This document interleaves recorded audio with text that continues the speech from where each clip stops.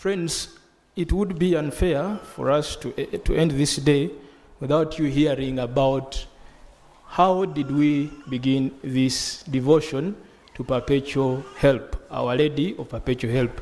I'm just going to give you a brief history of how it began and why we are here. And this is a very interesting story because it involves a merchant thief, it involves Augustinians, Redemptorists, and a Pope. A thief and such a combination, it is an interesting story. Katandika butandis. Yeah? All right. So this story, its origin begins in the island of Crete, in the 1400s. So the art historians carbon date that picture. The original, this is just a copy, the original, in 1325 and 1480, around about that time. So it was painted in tempera on a nut wood by an artist who is unknown to us, but belonging to the Cretan school of Byzantine art. So it's an icon of Mother Mary. So for years, it was highly revered in a local church on an island of Crete, gaining reputation for miracles. And then arrival and miracles, how did this now move from Crete to Rome? Now this is where the thief comes in. So according to the historical tradition, the timeline of its move to Rome is like an adventure. So the theft happened in the late 15th century. A wealthy Greek merchant stole the icon from the church in Crete. And then he hid it among his things and boarded a ship to Rome. And during that voyage, as he had stolen this icon, this one, there was a storm. And so during the storm, they were threatened. The ship was almost sinking. And knowing that icon was known for miracles, the desperate merchant held it up. And when he held up the icon, the passengers and the crew started praying to Mary, and the sea miraculously calmed down, allowing them to dock safely in Italy. But once he arrived in Italy, he fell sick, very ill. And then he made a promise.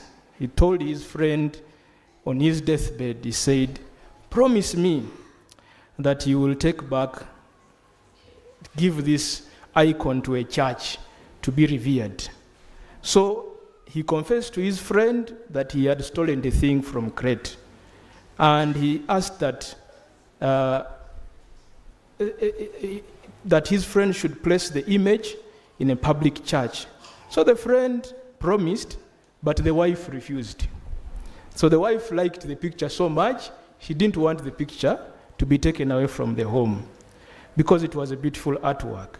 So she hid it in their bedroom, and it was there for some time.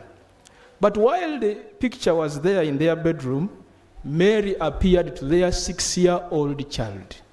Their 6-year-old child, daughter. And when she appeared, she told this girl a specific message and a directive, that her image shall be known with the title Mother of Perpetual Help. Mother of Perpetual Help. And commanded that it should be placed in the church of San Matteo via Merulada, which sat between Rome's major basilicas, that is St. Peter and St. Paul. So public veneration began around on March of 27th of March, 1499. So the icon was carried in solemn procession to San Matteo from the house of this merchant who had stolen it. And then they took it where it stayed for nearly 300 years And then something happened again. So when it happened in 1798 and 1865, it got lost. Why? In 1798, Napoleon Bonaparte, the one we know, he attacked Italy, or Rome. And he invaded Rome and leveled several buildings to the ground. But luckily, the Augustinian monks went in that church and rescued this icon, this one, before the soldiers of Napoleon leveled that church to the ground. So they moved it to a private chapel in a monastery of Santa Maria in Posterula. Over the decades, the older monks passed away, and the icon was largely forgotten because the other monks who came didn't know what is the story about this icon. And so it sat there hidden away for over half a century. Now, a pope comes in. So the Redemptorists in 1865 built a new church. The religious order of the Redemptorists built a new church as their headquarters, and the church called St. Alphonsus, on the exact place where the old San Mateo, the other church where Mary said her icon should be placed.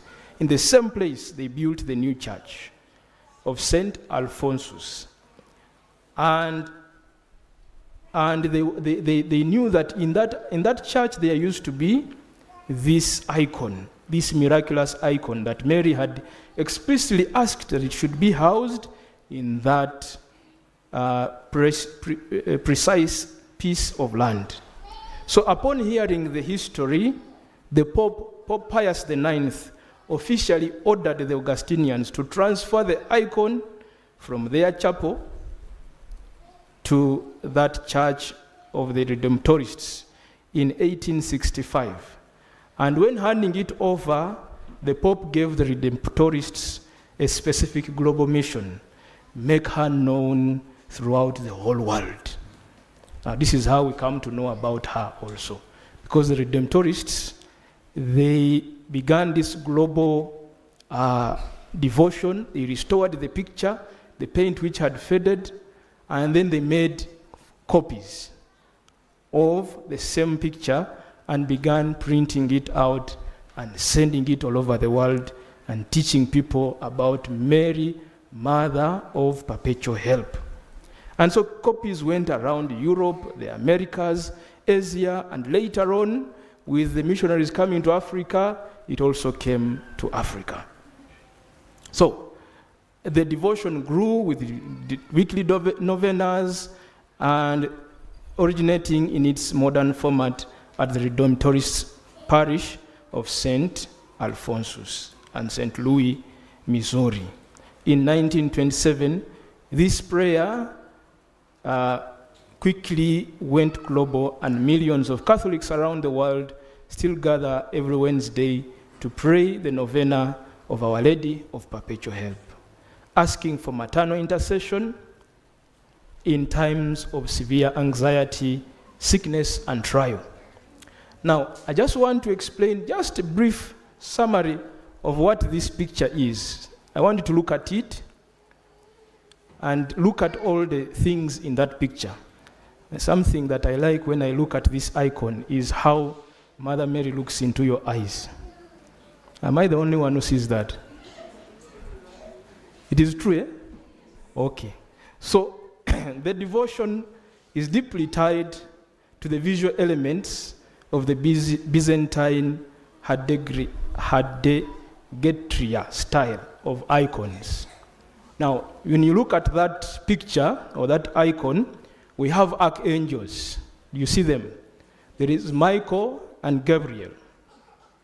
And they hover in the corners, holding the instruments of Jesus' future crucifixion, carrying the cross, the nails, the spear, and the sponge. And we also see the child Jesus. And the child Jesus is depicted as someone who came running to Mary, afraid, scared of the vision he had seen of his future passion. and he runs to the mother's arms in fear of his vision. He holds her tightly, and his haste is symbolized by the falling sandal. You see there's a sandal falling from his feet, which means he ran to jump to Mother Mary, and the sandal fell off, dangling from his foot. And Mary gazes. Mary's gaze, unlike typical portraits, Mary does not look at her child Jesus. Her eyes look directly into the viewer. This signifies her absolute presence and perpetual readiness to listen and to console those who look for her. This is the brief history of this icon and the devotion of Our Lady of Perpetual Help. So next time you meet this icon, don't just look at it as that is our icon of Naggulu. It has a lot of meaning, and spread the good news to others as well. Thank you so much.